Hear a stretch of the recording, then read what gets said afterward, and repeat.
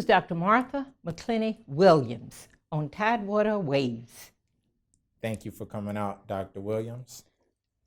Yeah, so we'll just get started and start with the question, who are you and where are you from? Okay, as I said, I'm Martha Williams, and I'm from the western part of the state of Virginia, western Tidewater part of the state of Virginia, and that's the county of Southampton County. Actually, in terms of who I am, I guess I have to say that I'm a third generation farmer. And my mother, my mother and father, my grandfather, and my great-grandfather were farmers. And we have land that has been in the family for over 125 years. And each farm has had a generation to live on the farm. So I have moved away and moved back to the farm. 3 years ago, I moved back to the farm, so my mother and I live in an old farmhouse right now. But my roots are certainly in the Department of Agriculture. Okay, that's amazing. That's speaking to the late 1800s. Actually, with you saying the farm has been in the family for over 125 years. So that just speaks to how impressive, important, and difficult that had to have been to own land at that time. Yes, that's absolutely correct, because my great-grandfather worked each day, and the farm that he lived on, the person that owned the farm told him that he could have the land that he cleared. So he would work during the day with farming, and then at night he would clear land. My grandfather, my father's father, bought his land. My mother's father bought his farm. And then my father bought his farm in 1947. And that's something we value. We know today, in terms of African Americans, many of the farmers have lost their land. We don't currently farm the land. We rent the land to two young black farmers. So we're very pleased with that. Okay, nice. That's awesome. Yes. Thank you. Yes, so very strong genes in the family. That's right, yes. And we have my grandchildren come back and they will work on the farm. They are not actually in the fields, but they certainly help us with gardening and flowering and shrubbery around the farm. And they really are developing an appreciation for the farm, because we want to continue this legacy. We think it's very important. Definitely, and that's just speaking to the ownership and just, hard work and everything that you have, in your book. You're actually an author of the book WPA Original Gardeners. And I just want you to speak to the viewers a little bit about that. The WPA Original Gardeners is a story about the history of Norfolk Botanical Garden. It was originally known as the Norfolk Azalea Garden. It got started in 1938 with the WPA grant.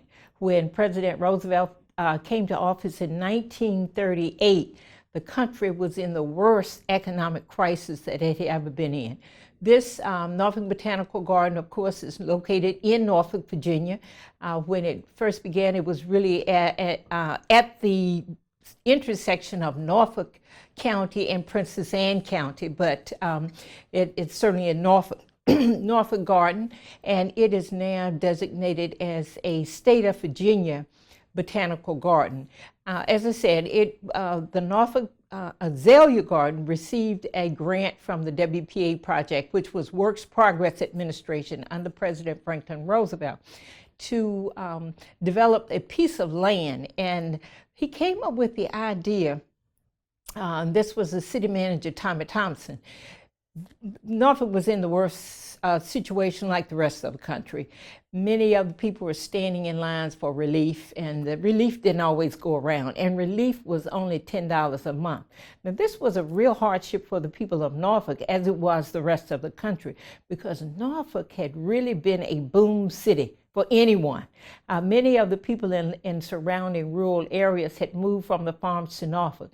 And for African Americans, it was very important, because in many of the local cities and counties, African Americans only had schooling, public schooling, to the 7th grade.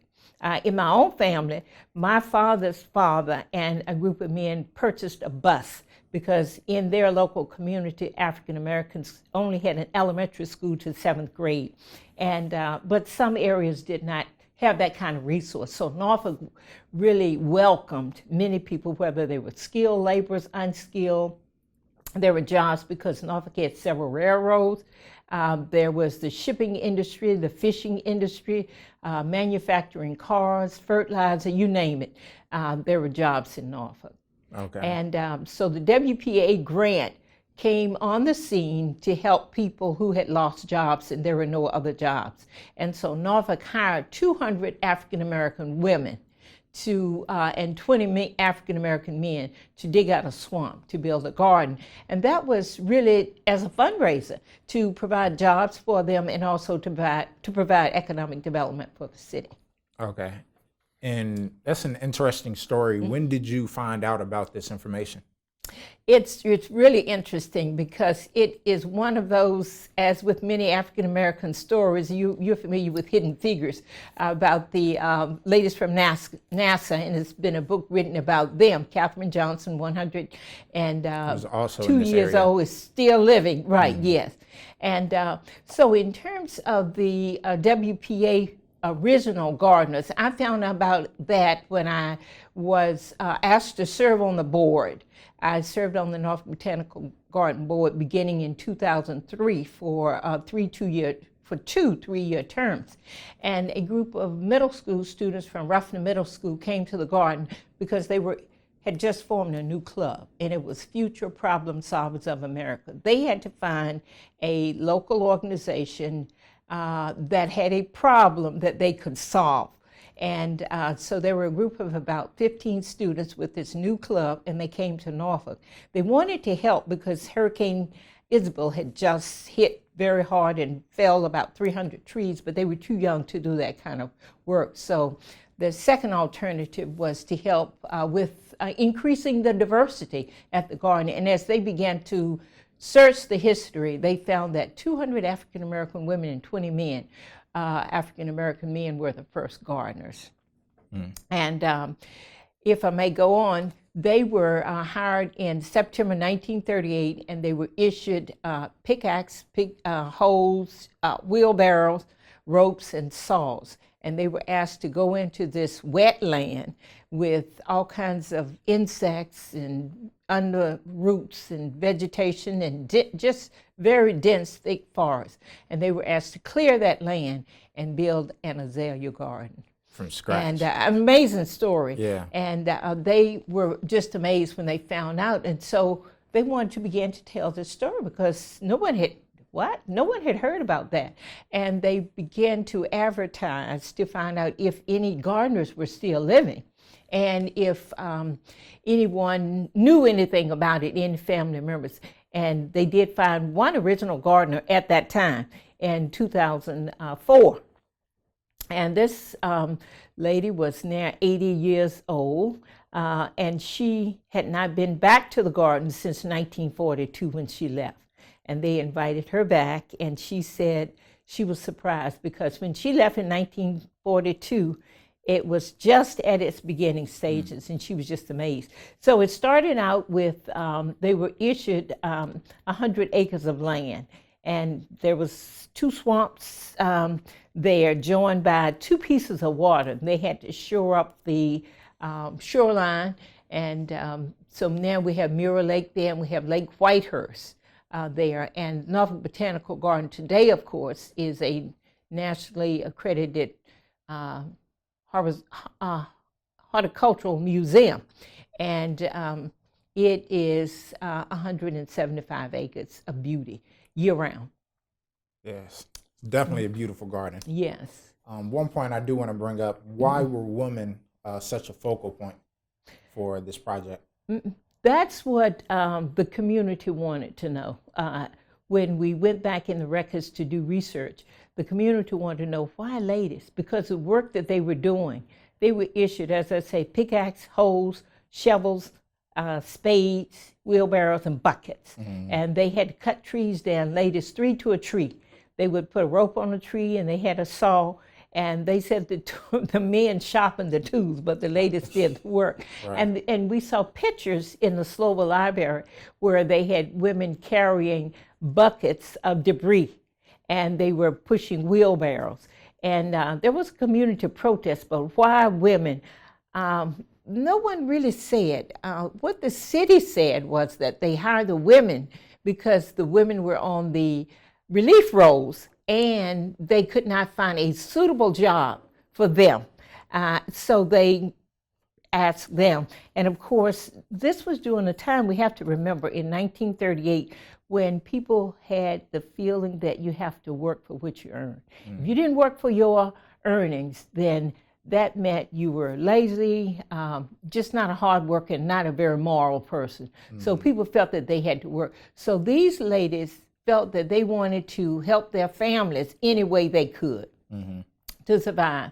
And some of the ladies didn't even they worked year round. They started in September 1938, and when they finished, they had cleared 75 acres of land. And they had flowers blooming. They had not had a vacation. They worked every day, winter or summer. In the winter, they wrapped their legs sometimes with rags. And my book is dedicated to one particular gentleman who came to our meeting with the students. The students found him. He was a son of one of the gardeners. He said his mother had a teaching certificate. His mother was a teacher. She had taught in North Carolina and in Virginia, but when the war came, when the Depression came, they just cut back all funding. Most of the schools were closed. A few were open, but most of the schools were closed, and people just didn't have jobs. And so both of his parents were educated. They just wanted to support the family any way they could. And there was another lady who came from Durham, North Carolina. Her school only went to 7th grade. Her father sent her to Norfolk so she could get an education. She was educated at the first African-American high school in Norfolk, which was St. Joseph Catholic School. It is being celebrated this year. And many people don't know about that, but that was the first school. Mr. Austin's mother, who was the graduate of Booker T. Washington High School, was the first queen, and she was valedictorian of her class. So it's not true when you ask why did they pick these women. It's not true that they did not have any education. They had all levels of education, but they could not find jobs because when the stock market crashed, and in 1933, when President Roosevelt came to office, it was a 25% unemployment rate. And many African Americans in Norfolk had their own shops on Church Street. There were 25 lawyers. There were about 30 doctors. And so there were all levels of professional people. There was even a black bank. But all of that crashed and all of that ended, most of it, in the early 30s and throughout the 30s. So these women were selected because they knew that they could hire them, I think, for a price because they were limited in terms of the funding. So I think they felt that they could get more money, use their money more wisely with women. And you must remember, during the 30s, African American men and women had a history of living on farms, and many of them had moved from farming areas to Norfolk to better themselves, and they were doing better. But when the jobs ended, they didn't have employment. The economic crisis. So it was a way to survive, and they did survive. And the ladies didn't like the work, but they did it because it put food on the table. And there was a community protest. People went to the city and said, why are you hiring these ladies? They even went to Richmond to the WPA office. But the ladies continued to work. And they continued until the funds ran out in 1942. And by that time, they had built 12 miles of trail. They had planted over 50,000 azaleas and rhododendrons and all kinds of camellias and shrubs. So it was really a very highly sought after tourist attraction once they finished that. And Norfolk Botanical Garden, Norfolk Azalea Garden at the time, received many accolades, written up in many magazines because of its beauty. As a matter of fact, it was on the history of the National Geographic magazine, May 1947. Wow. So they did an amazing job. Yeah. And as Mrs. Joyce said, whom the students found in 2004, she said she was just amazed at how it had turned out.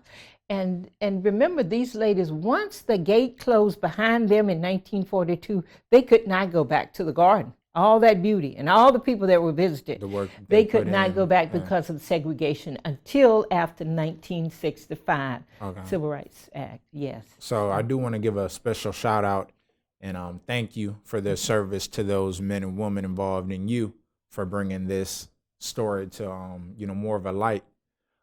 Also, I do want to ask, is there any one person or just thing, anything that inspired you to write this book? I believe I kept digging. Once I was on the board and I found out about this, Norfolk Botanical Garden did form a diversity committee to further look at diversity of the garden, because there were not very many African Americans who were attending functions there. And once we started with this project, it did increase the awareness of the garden. People in the city did not know the story. And but Mr. Matthew Austin came to the board meeting, one of our meetings, and he told us about his mother, how he and his brother rather, had to wrap their mother's legs in the morning. She was just frozen. And then in the afternoon, they had a fire and unwrap their legs. So that, so I just felt, when he came to the meeting and told us, he said, "You really don't know the history of the garden." This is in 2003 when he came. Garden founded in 1938. He said, "You don't know the history." And when he finished telling us about his mother and the struggles that the ladies had, and they had not received any recognition, he said, "You just don't know. I've been trying to get some recognition for these ladies and all this work." And when he finished telling us the hardship that they endured, there was not a dry eye around the table.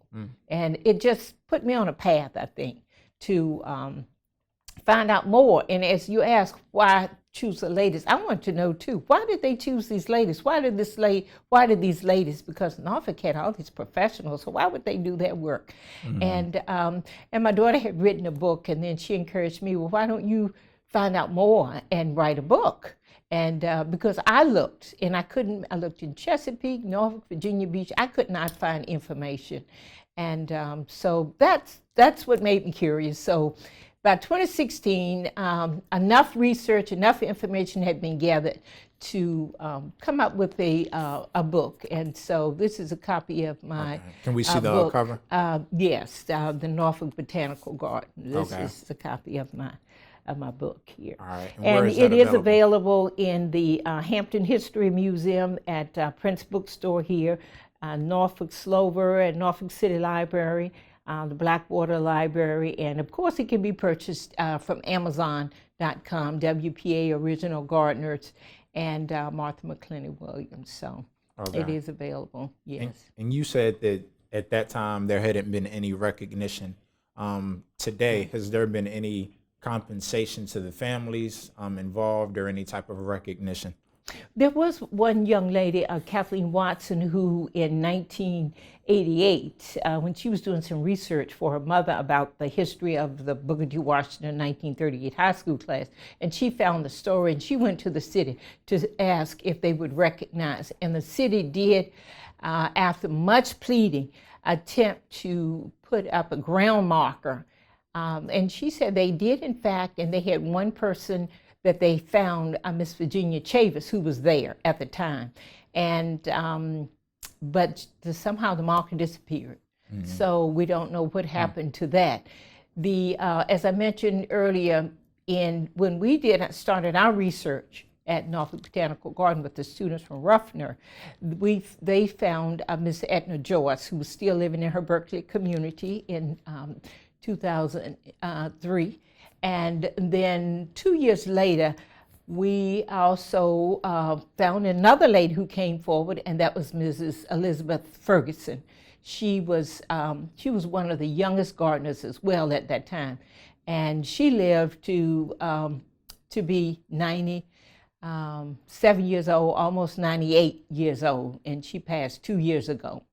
And so there were three actually, Mrs. Chavis, Mrs. Joyce, and Mrs. Ferguson were three original gardeners that we have, someone has spoken to. Okay. And are you Yeah. still looking for the original garden? We're still looking for the original gardeners. We initially, there were 33 names, and then we found 58, and right now we've found 73 names. So out of the 220 gardeners, men and women, there's still many of those that we don't know about. So if anyone knows a relative, a grandmother, aunt, we certainly would like for them to contact Norfolk Botanical Garden and let them know. Each year, the Norfolk Botanical Garden holds an annual celebration. Generally, it's in April when the azaleas are in full bloom. Celebrate now. So now Norfolk Botanical Garden has built a WPA Heritage Garden with a beautiful sculpture. And the city of Norfolk has placed outside the gate a sculpture. And it's called Intertwine, and it has the shovel, and it has the spade, and it has vines, and it's a replica, or it's a reminder of the gardeners. So the city has placed that 10-foot sculpture, and the Norfolk Botanical Garden has an 8-foot sculpture of a female with azaleas at her feet and a shovel, and that's in a garden with benches. So if anyone's visiting Norfolk Botanical Garden, certainly encourage them to see the WPA Heritage Garden on your right as soon as you enter the gate. It's Definitely. right across from the flowing fountain, which is opposite that, yes. Okay. And I encourage people to visit the garden. It's beautiful. And then local African-American artist, Mazel, has a painting there, and that is, she calls it the Flower Garden. And so that's a reminder of the ladies who worked in the garden. So the garden story Truly. is being told now. And also there's Amy, who is a local historian. She's written a piece in her book about Norfolk Botanical Garden. And there's a magazine, it's a British journal that's devoted to horticulture. And that in 2011, Amy Suki published an article in that magazine. And that was the first time that Horticus magazine had published a story that did not originate in Great Britain. And so she dedicated a story in there to the gardeners. And they put a cover, on the cover they had a picture of the sculpture at the Norfolk Botanical Garden. Yes. So truly a hidden figures So, type of story. Yes, it is. We It love is. to see it get adapted, or some type of visual representation, because it's an amazing story. Yes. Yes. I think it's in the cover of the magazine. It's a picture that was actually taken in the garden. So some of the original azaleas are still growing. Some are 12 feet tall now, but they are still there. Yes. And how can people get in contact with you personally if they have information or just want to learn more about the book? I have an email address, and that's martha.wpaoriginalgardeners.org. Okay. Yes, martha.wpaoriginalgardeners.org. They can get in touch with me. And so, of course, the book can be found at various locations. So, Okay. and they can always reach me through Norfolk Botanical Garden. We are in contact, and also the book is also at the Norfolk Botanical Garden gift shop as well. Okay.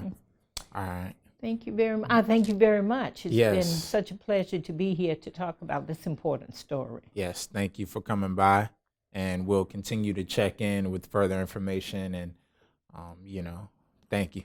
Thank you.